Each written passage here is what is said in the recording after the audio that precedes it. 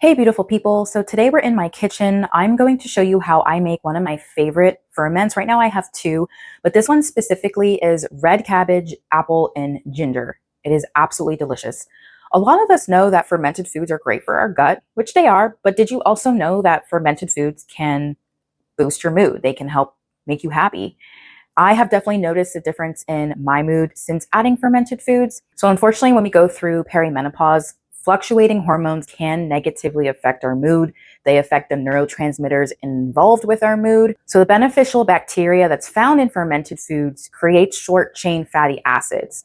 These short-chain fatty acids promote neurotransmitter activity, and they also stimulate the vagus nerve, which helps create a sense of calm and relaxation. But before I jump into showing you how I make my favorite ferment, I do need to point out two important things about fermented foods and perimenopause. So some of us, when we go through perimenopause, we might develop a histamine imbalance. Fermented foods are high in histamine, so this might be something you want to avoid.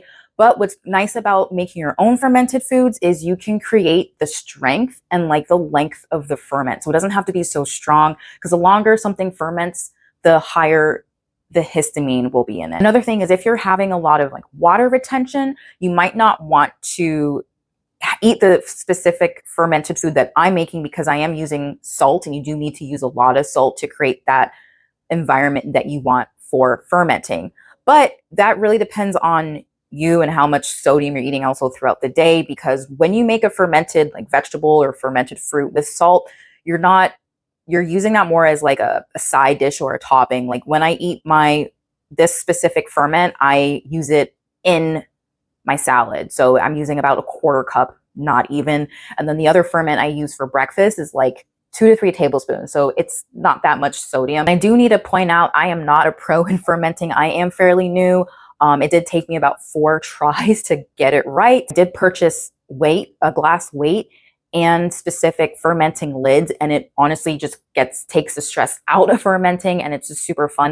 And I love creating my own blends. And it's just a great way to get in like something that you might be missing. So like I want to make sure I get in my anthocyanins, and red cabbage is rich in anthocyanins. So I like making it, and it's super fun. But let's get to it. So first things first is you always want to use organic ingredients, because the pesticides can interfere with the fermentation process. So I have organic red cabbage, organic ginger, and an organic Lady Alice apple. I specifically bought the Lady Alice apple just because it sounds fancy, but you can use any apple that you want. I already removed the outer leaves off of here. You don't have to wash this or anything. With this, I'm just gonna actually wipe it down with filtered water, just some filtered water, because the water where I live is absolutely terrible. Most people will rinse their stuff in baking soda water, but I honestly can't be bothered. So I just rinse it off with some filtered water. You want to use a glass jar for sure. And this is, I believe, a 32-ounce jar, I think. It was like $3 from Whole Foods. You want to use a scale for sure. You want to weigh everything, and you're going to multiply that by a 2.5% salt percentage. That's what I use across the board, because it's just easy for me to remember. You do want your salt percentage to be at least 2, but for me, that just personally seems too low. So I like to do 2.5%. I'm going to chop my cabbage, but I am going to grate my apple and ginger. When it comes to the salt, you just use plain, non-iodized sea salt, just plain salt. That is what you want. Here's my fermenting lid, my glass weight, to keep everything submerged under the brine, because if it's out of the brine, then you'll get mold, and you don't want mold, because you'll have to throw the whole thing away.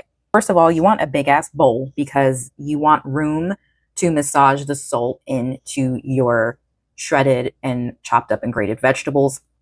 I'm doing what's called a dry brine, so I'm not using any water, or dry salting, whatever you want to call it. Once I pop this on here, I'm going to hit tare, because you just want the weight of the vegetables and or fruit that you're fermenting, not the weight of the bowl.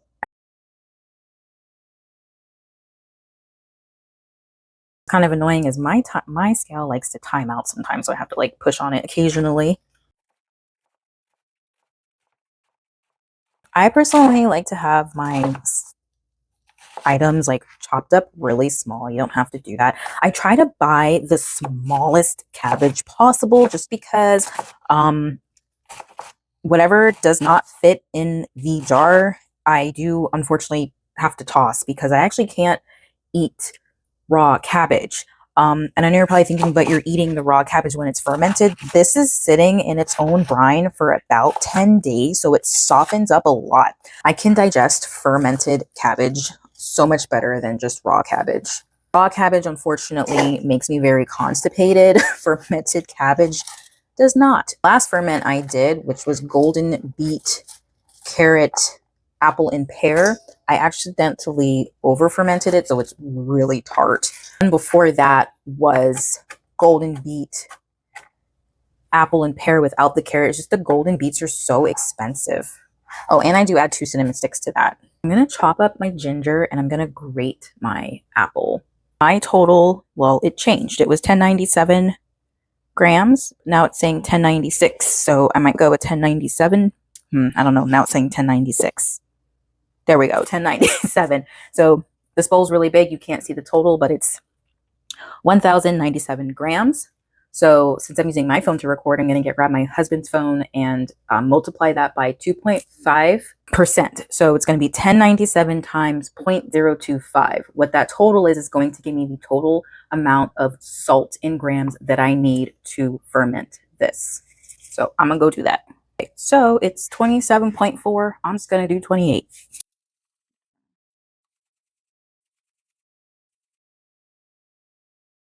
So that is about 27, a pinch for good luck. Okay, as you can see, I'm wearing gloves. You don't have to wear gloves. I like to wear gloves because salt is drying. Okay, and you're probably thinking like, this is way too much. It is not going to fit in here. It is going to fit in here. This is going to soften and decrease in size a lot. You're going to massage this for like at least 5 minutes. You want it to sit for about 10 minutes. A lot of people use like this wooden instrument to push everything down because you do want to tightly pack this in here. As you can see, my fist fits in there. I have a very small hand. So I'm actually just going to use my fist.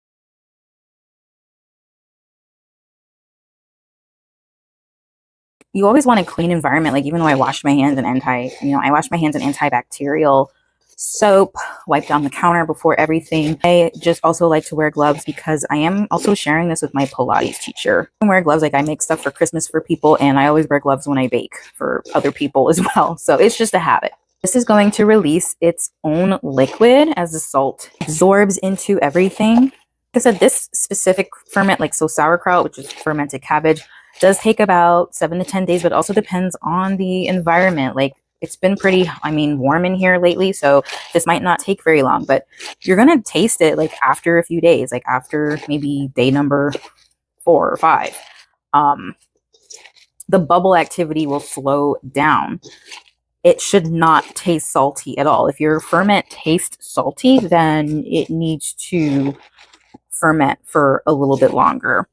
My beets typically take about 14 days. Just want to massage her. I usually name my ferments Mrs. or Mr. I'm going to let this sit for a couple minutes to get some more of the brine out. But I did want to show you, this is what the final product does look like. So as you can see, it's almost empty. So that's why I'm making more.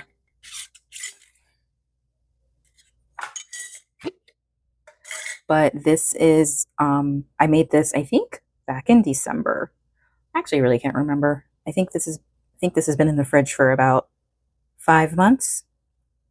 And what's nice too is when you ferment your own stuff, it lasts several months. So everything, does turn a nice dark, beautiful purple, red purple. This is actually how it turns when it gets exposed to air. So it gets more of a deeper purple. But I typically will start a new ferment when I get maybe about a little less than halfway, because it does, like I said, take quite some time to ferment. And if you want a strong, tangy favorite flavor, you're going to ferment as a little bit longer. So definitely show you guys what it looks like as it's fermenting, and it's going to produce a lot of bubbles.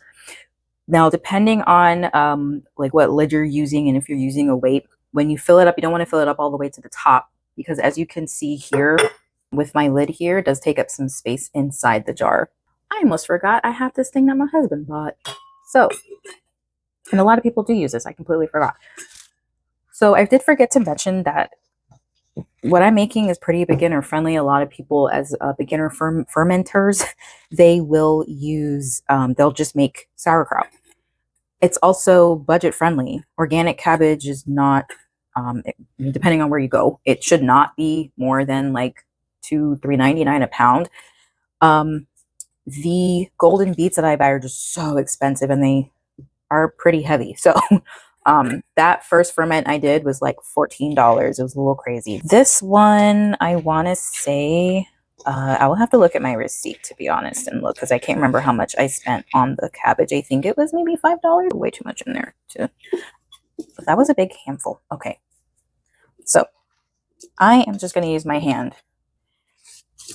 Go around, smush it down. But you want to tightly pack it in there. I'm going to pack this up and then show you guys what it looks like in a minute. I'm like halfway there, but look at all of that liquid that's coming out of it. All right, so I'm going to add probably just a little bit more here. You don't want too much air space because it won't ferment properly. It can also increase, the risk of mold. It can also increase the risk of it being slimy, which is not appetizing. That happened to me with my last ferment, although it did go away. It resolved on its own. And actually what happened to that is there's so much bubbles that it moved the lid up. So it like pretty much popped the lid off and there was brine everywhere, but I was able to fix it. Other thing is you want a good amount of brine because the items are going to, over time, like absorb it. So it's going to decrease eventually. So the amount of brine, even though it might end up here, that's not how the end result is going to be. You are going to check your ferment like pretty much daily, sometimes twice a day. You're not going to neglect it. Now I remember why I shredded my ginger, because now I have these small pieces of ginger floating up, but we will see. I want to add a little bit more where there's going to be enough room. Oh, geez, that's a lot. Okay. Yeah, because once I add that, well, it'll just go over top here. But now there's no room for my lid. Try to push that down a little. It's nice is I have a friend that's been fermenting for like a decade, so she always helps me out if I'm like worried about something. So, okay. I think that is actually good. But what I'm going to do is clean this outside because I don't want anything outside of the brine. Most likely, this will have some leakage. So I am going to put another new paper plate under and paper towels. It's actually going in my husband's office. I still want to keep this in a dark place, not in light.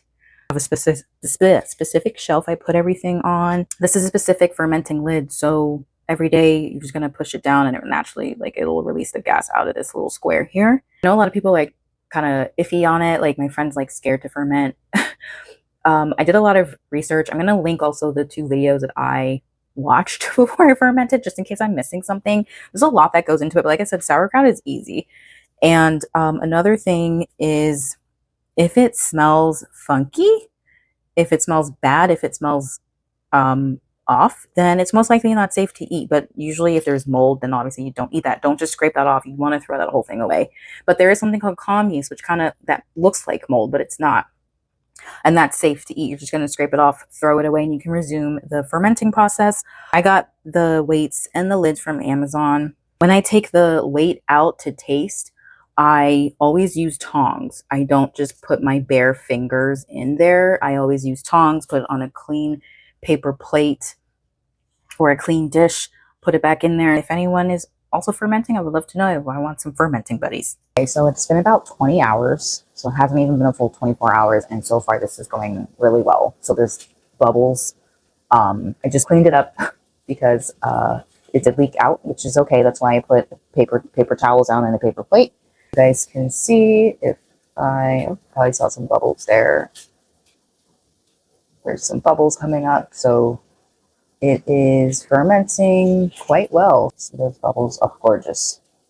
Oh, beautiful.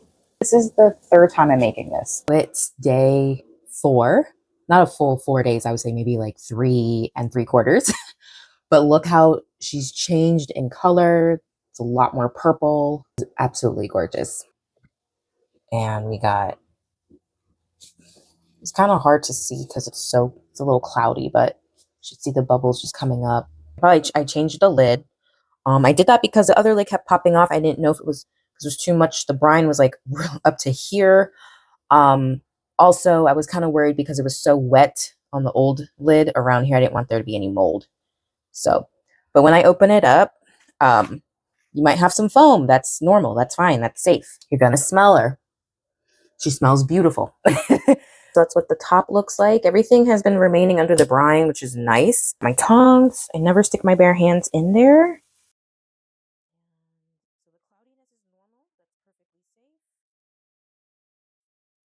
I just want to make sure everything is still submerged. I also just want to show you guys as well.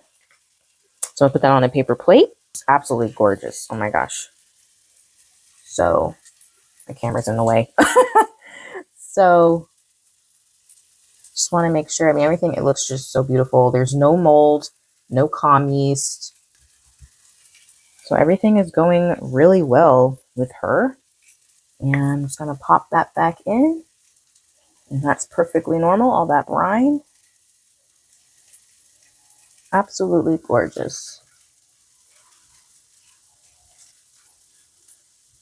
Just going to get these pieces back in there, which is perfectly fine. I just don't want anything on top that's forgotten about. Okay, absolutely perfect. Okie dokie. I'll go right back on there. So very excited. I'm very excited to share this with my Pilates teacher because this is such a beautiful ferment.